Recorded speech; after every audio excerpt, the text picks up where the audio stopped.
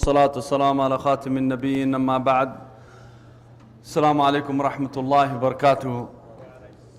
Dear brothers and sisters, inshallah, I used to be, when I was a young man, I used to travel a lot and go everywhere all around the world, Sweden, England, here, there, everywhere. Last 7 years, I don't know, maybe there's another conference happening in the sisters section. There's always 2-3 conferences actually. Whenever we come to a conference, we have 2-3. And if it's Afghanis, they have maybe 10 conferences. Because we don't want to hear somebody else. So I used to travel much, and now I basically stopped. Because I find it that that we're still back in the old style of doing things, getting just the same thing and going and finishing, and there's nothing coming forward from these big conferences, small conferences, except a few good words. People learn things and then they move. Now what happens is that we don't have any kind of concentration in terms of doing things. Brother Ajmal gave me a big, huge topic of the challenges to the youth, and he gave me 25 minutes. How do you do that? I accepted the invitation even without knowing anything, because the brothers had helped out our center many years ago. So out of just being faithful, I said, okay, I will take it, no problem. I see our uncles and so on and so forth. You feel a sense of family, you see the noses and you see the tertiary sometimes. So it makes you feel good. It makes you feel at home, and then you eat kebab and palau and all this. So it makes you, so I just accepted the thing. So there's no way that you can finish the challenges to the youth, but I will start. There are many challenges to the youth. I'll give you a few and then I'll hit to the main topic, and before I even get to the middle, it will be time for me to go off, inshallah. Challenges facing the youth. One is also identity crises. There's a huge identity crisis that the youth are facing. That's a topic by itself. The dad is listening to Nashinaz, or Ahmed Wali, Yaresiya Moima, or, something, he's going into something. I remember my uncles listening to that. And then the kids are listening to Drake and Hotline Bling and all of these other songs that are there. How do I know this? I work in the institutions, in corrections, as the imam and chaplain also. So I hear all of these songs in the middle of a dungeon. You have to walk through 12 doors and you listen to these things. I say, what kind of song is that? On my telephone, on my telephone. Sometimes you can't get to talk to the person because somebody's making on my telephone. So I asked the brother, he said, who is this guy playing this? I said, shut that off. I said, what's the song? Because they kept playing it. This was about 1 year ago. So there's an identity crisis that are taking place. Then you have the schooling issue.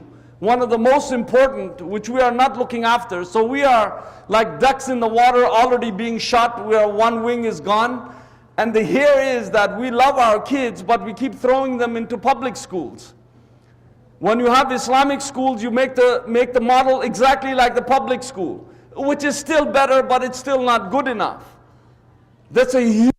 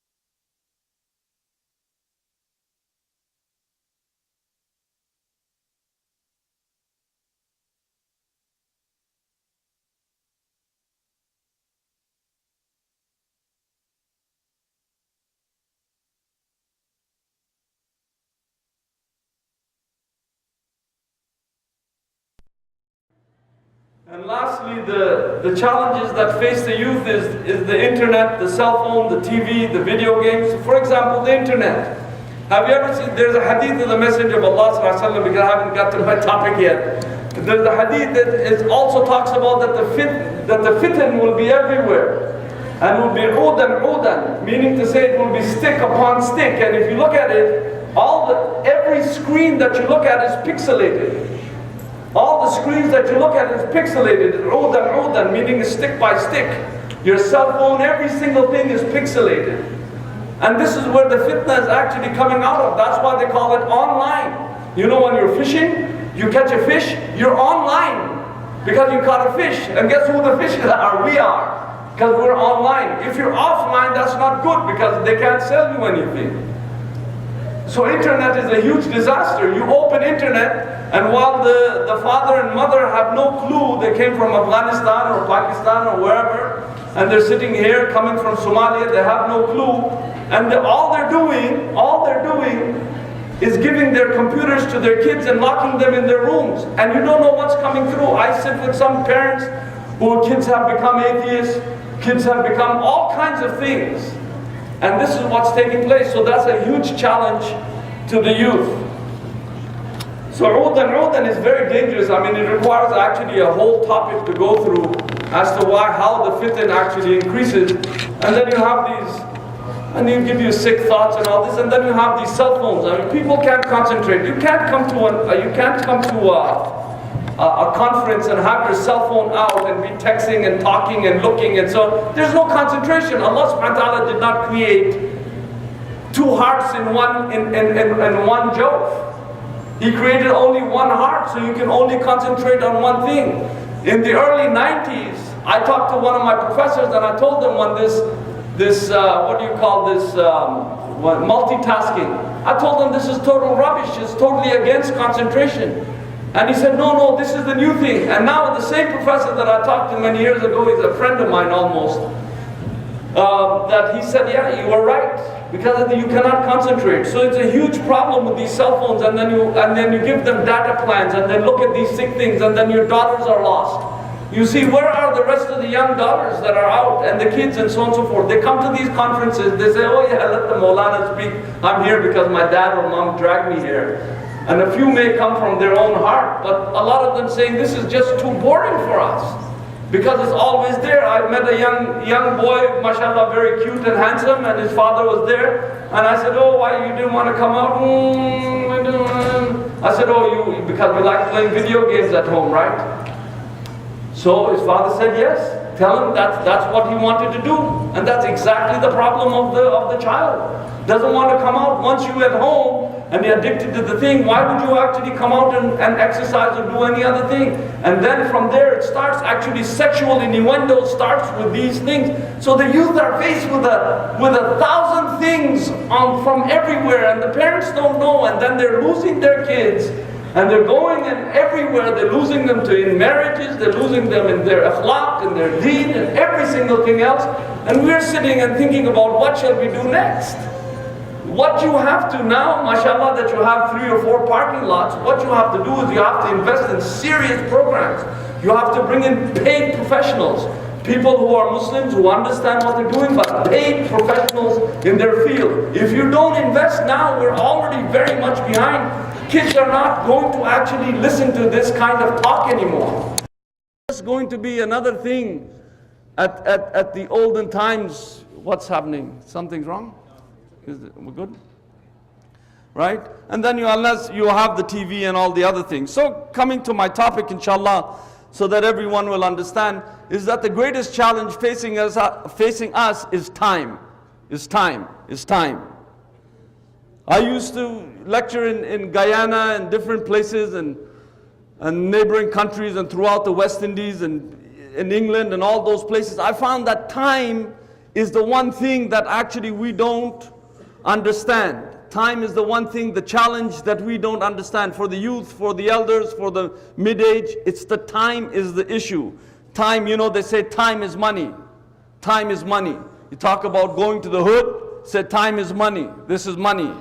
So you think you can buy money with time or time with money. You cannot buy time. You cannot buy time. Sisters, if you can just please be just a little bit quiet, please. Thank you. Time has no friend. Time's up. They said time's up. Teacher will tell you time's up. We all have 24 hours, each one of us. Every one of us have 24 hours. We have 1,440 minutes per day. Every one of us. Allah gave us that, every one of us. And we have 86,400 seconds, all of us. Every single day, this is what we have. So everyone has equal time. What you do with time is what matters. How you spend it is what matters. Hassan al-Basri radiallahu anh said, he said, you are but a bundle of days, and each day that passes, your bundle gets smaller and smaller. That's what the challenge is for us. Rasulullah sallallahu alaihi wasallam said, seize your time, your free time before your busyness. Faraghuka qabla shughlik. Meaning faragh, it's actually leisure time so that you can enjoy. Once you don't have that leisure time, it's actually gone. And you will not know, another hadith is sihha wal faragh, that you will not know that health is gone and your free time is gone. Until they're gone, you won't know it. So this is a huge challenge for the youth as well as for the elders. We fight, we are all about this dash. You see, whenever you go to a graveyard, they'll say 1990-2000 and whatever died. This dash is your life. So we fight over this dash. You know, in the olden times, you don't know, you're a small kid, you listen to your uncles and so on and so forth. You know how the Afghanis, they get together. I don't know, I remember all these things. As a child, you just have a snapshot of things, you know. This bagariban, kafan bagor, khak badan, roze qiyamat, all of these words. And then, you know, they go ha ha ha ha. They laugh amongst each other, and at the end of the majlis, there's a fight. There has to be a fight.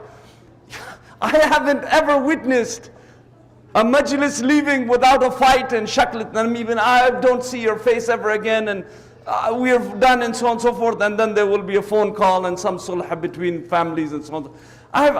We as kids, we could not question anything because you get a slap. You just have to listen to these things. So this dash, over this dash, they fight, right? Over the fuss over this dash, you break relationship over this dash, you cheat people over this dash, and we lie to gain things over this dash.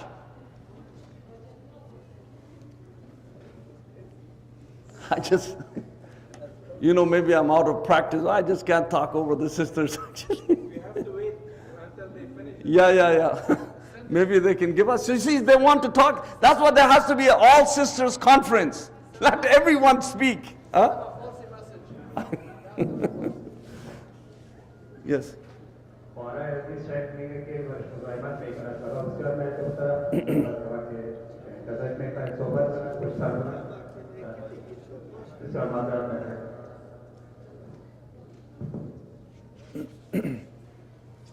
Allah subhanahu wa ta'ala says in the Quran, وَلَن يَخَّرَ اللَّهُ نَفْسًا إِذَا جَاءَ أَجَلُهَا وَاللَّهُ خَبِيرٌ بِمَا تَعْمَلُونَ.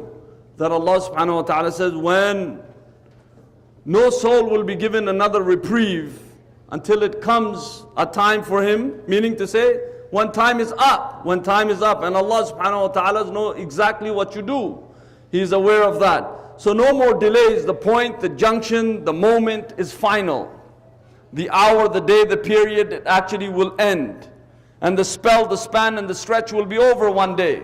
The interval, they say in the movie you get an interval. The interim, the intermission, it will be done one time.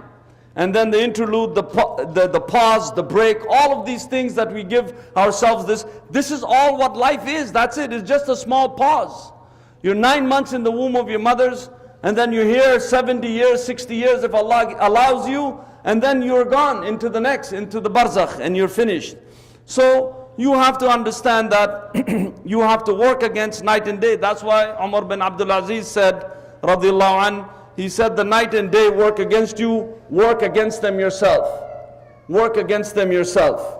No more excuses. You have to give up the victim story. You can no longer be victim. What should I do? How will I do it? How can I get a house? I don't know, I'm victim. So once you make a victim story, you will never actually come out of that. If you do not like your outcomes, how about changing your responses? If you don't like how you're living and if you're miserable with what you're doing, how about changing your responses? And this Einstein thing, repeating the same thing, expecting the result to be different, that's exactly what we do. In our marriages, we do the same thing. In our jobs, we do the same thing. With our friends, we do the same thing. In sports, we do the same thing. In wealth and health and every single thing, we do the same thing. We don't like the result, we never change the response. So Abdullah ibn Mas'ud radiallahu anh said, I do not regret anything as much as I regret over a day whose sun has set and in my appointed time. I don't regret anything more than that. So we have to be like lions. We have to be like lions, all of us. Because the lion, first and foremost, he commands respect. He doesn't demand it. I don't come here and say that you listen to me. I have to be able to command the respect. I cannot demand it. I can ask you nicely, but in life you have to be able to command respect. The lion is actually, number two, is protective. The lion is protective of its pride. So we have to be protective of our families, of our communities. You can't just let anybody just come in. Our community is exposed from all sides, from every side possible. Our community is exposed from the mukhabarat, exposed from anybody coming in, taking our daughters, anybody coming in, taking our sons, anything. They're just leaderless, just going back and forth, not knowing what to do. Who's going to lead the prayer? Let me lead the prayer. I'm better qari. Fight. Who has the masjid key? I'm going to open. You don't have key. I have authority. This thing has to end because the bullet is already fired and we're thinking that, oh, something's happening. You're fighting over who's going to lead the prayer. Who really cares? Because we are losing our daughters and our sons in bars and downtown and all of these other things because it's exciting, it's addictive. And we haven't made this place addictive at all. Ibadah has addiction, but it's a positive addiction. We should have a gymnasium. We should have a place for the sisters to come in.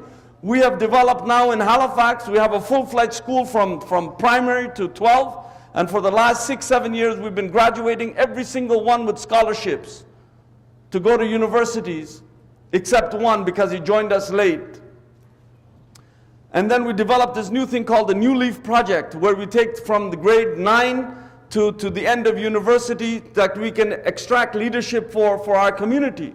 If we don't have these kind of projects, you need to actually build a gymnasium there, a very nice one, professional one. You have the land. Inshallah, you will have the money, but you have to have the vision. That's what's lacking here. In this masjid, in that masjid, and masjid all across, lack of vision. And every Maulana wants to make money because he's got to deal with his family also. So somebody has to sacrifice and listen and follow and do the right things. We're not doing it. That's a big challenge for us. Challenge for the youth. They don't want to come here and sit in a masjid like this on a hard chair like that and sit there for 10 hours. What are they going to learn? In 1 year you're going to learn this? Yes, it's mashallah, they've come out and they've sit and they behave. That's a very big thing. But the challenge here is that we haven't given them a place. The sisters, the young sisters, they need to actually go into a badminton court. You need to bring in professionals who actually can teach them martial arts and so on, the Wing Chun and all of the, get them excited about these things. If you don't, they're going to be downtown being with some boy is going to be with some girl. This is what's happening because they're with this WhatsApp or whatever, Snapchat or whatever. People have serious addiction into these things. Serious addiction. It's a sickness that is there. The serious addiction. Brother said, are you on WhatsApp? I didn't know what he's talking about. I don't even know. My wife have something, she doesn't have a phone, but is just connected sometimes to Wi-Fi and then it goes on WhatsApp. I thought it was WhatsApp because I'm from the hood. So I said, what's up? Maybe a new thing to say. Hey, what's going on, man? You chilling? You all right? So I thought, then they said it's WhatsApp because there's an app for what's. So maybe you're upping the what's an app. You understand? It's just madness. So getting back to the lion is also brave. The lion is also brave, right? He's brave, he can do things.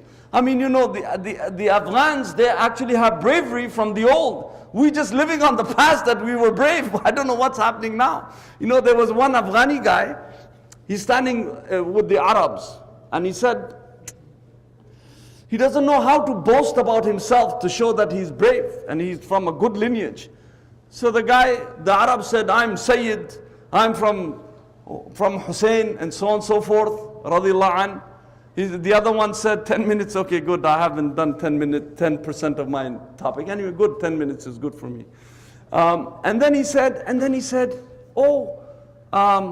the other Arab said, oh, you know, I'm from the lineage of Abu Bakr as-Siddiq, radiallahu an. And the other one said, I'm from the lineage of the Prophet from this line and so on. So the Afghani, he got confused. He said, I gotta say something because I'm a brave guy. He told the Arabs there, he said, do you know Isa Khan and Musa Khan? Huh?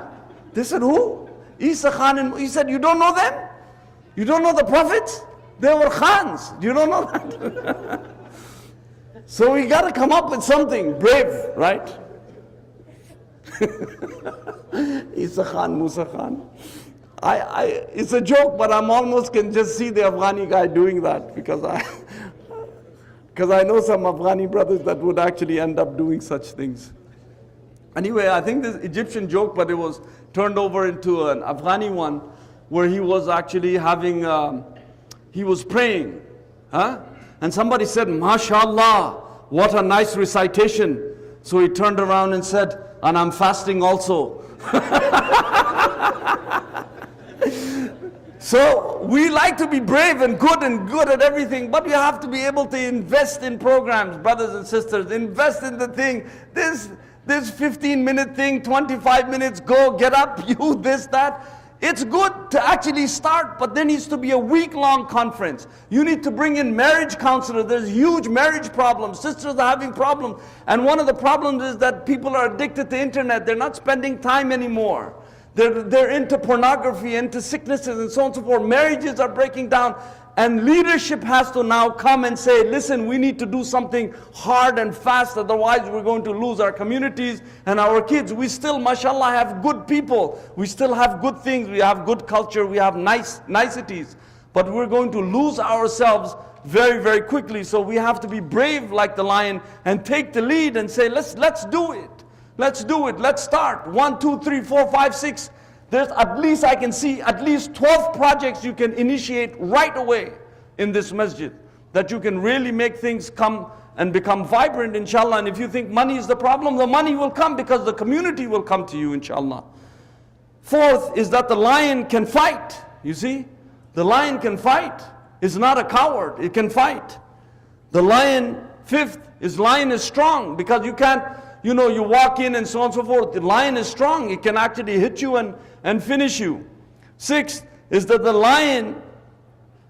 lions, they have their herd because they move in packs. So they have a family unit. They have a family unit. You know, everyone talks about golden heart. Oh, I have a golden heart. But the lion doesn't have a golden heart. An egg, a boiled egg has a golden heart. You need to have a heart of a lion. That's what you need to have. The lions, they share also. When they have their thing, they share. And they also lead. Tipu Sultan, he said, better to live one day, the day of like a lion than 60 years of a hyena, meaning better to live like that, you see. So time is against us. This is the biggest challenge, that we lose our youth, and time is actually key for all of us. The youth, the young, the very, very young, because time is the biggest challenge for us. It defeats every other thing that we have. Time is in everything, in the salah. Inna salata kanat ala al-mu'minina, what? Kitaban mawquta. That Allah subhanahu wa ta'ala said that verily the salah for the believer is actually an appointed time. That's what it means. So salah is time. The Jum'ah is timed. You can't come in late for Jum'ah. Come early. But then the khatib also has to prepare. Khatib can't just come and talk. Myself, I don't have to prepare anything. I can sit here and waste 45 minutes without even looking at a sheet of paper. Why do I actually prepare? Because I want to give something to the crowd. That's what you need to prepare. You can't just come and just, some people are good at that, they prepare mentally, that's good. But undisciplined speakers like myself going into jokes and this and that, the other, I would actually need 3-4 hours to finish my lecture. So the khatib also needs to prepare, and they can't come and talk about wudu and make sure that the water falls.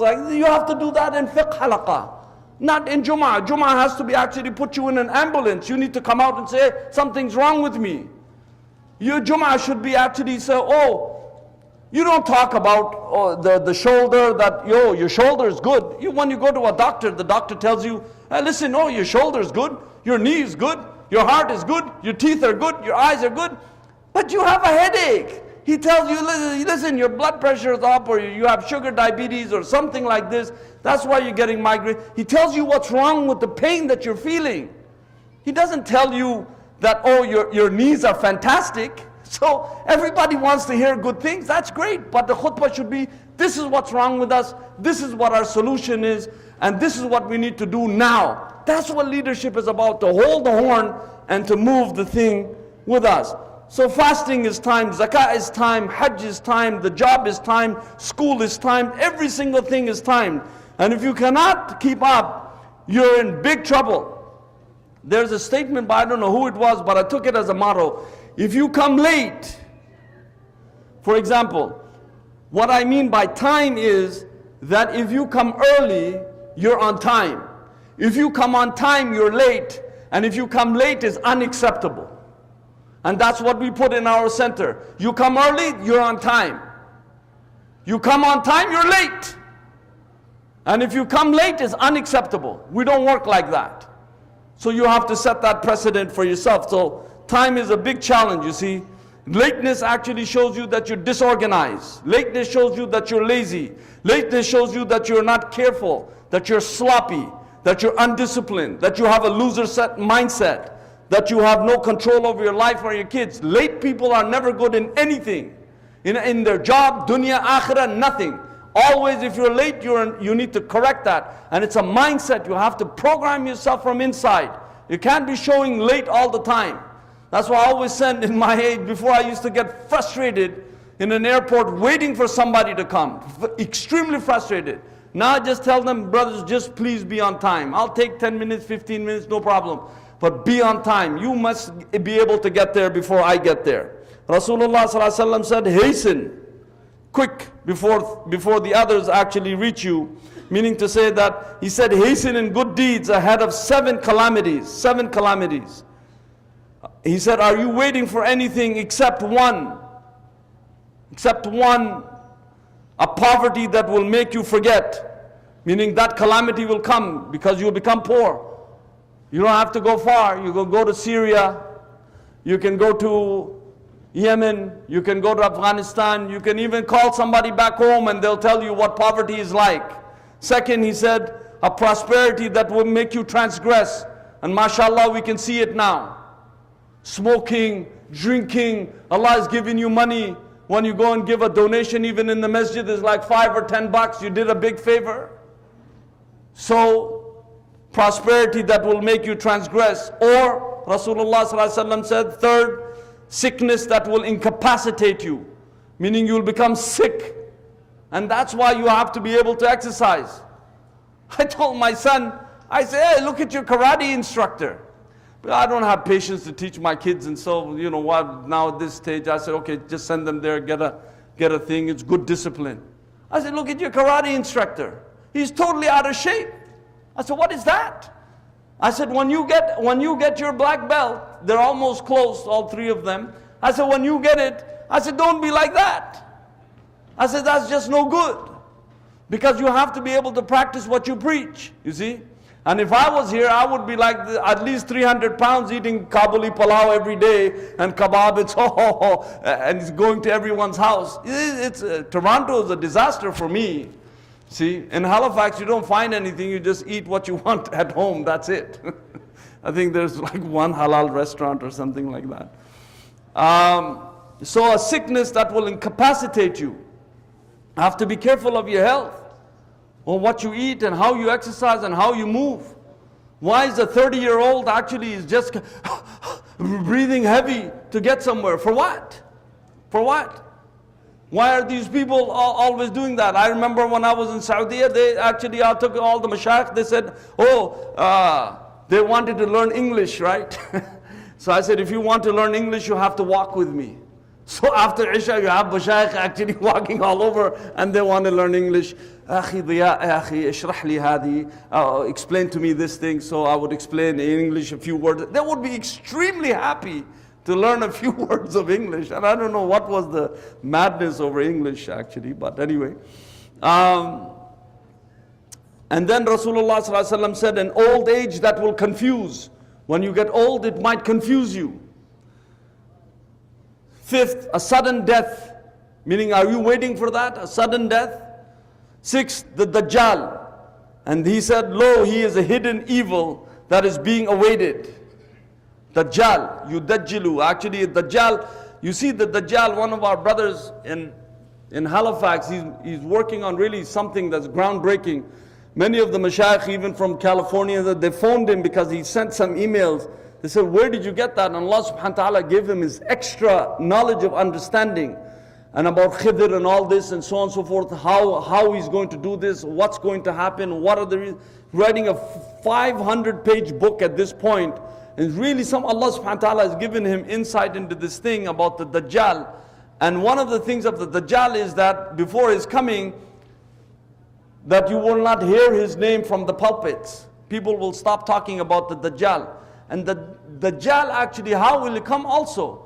The internet is actually, they're trying to make this artificial intelligence. If you look at this transhumanism, most, if not all of them, are total atheists. Transhumanism, you know, the cyborg, you know, this machine, Arnold Schwarzenegger, I'll be back, and so on and so forth. One eye here, and the head is this, and bionic. It started with the bionic man, Steve Austin, right? And then this transhumanism is getting there so that they want to live forever. Artificial intelligence wants to come out of the box. And they said, oh, it will be human friendly. Right. If it is 1,000 times smarter than the human being and capable of destroying it, this is where the Dajjal actually will take. How will the Dajjal come in? Your father will come, he's passed away 30 years ago, and say, oh, Zia, you didn't recognize me? This is what it actually talks about. How will he do that? He has to have some mechanisms in order to be able to perform that. So the Dajjal will be the hidden evil that is awaiting. And seventh is the hour. Behold, the hour is the most grievous and the most bitter. This you will find in Tirmidhi. I just had a quick translation, inshallah. Is my time up? Okay, then it's up. I had much more to say, but inshallah it's up. Jazakumullahu khairan. May Allah bless all of you, inshallah. Assalamu alaikum wa rahmatullah.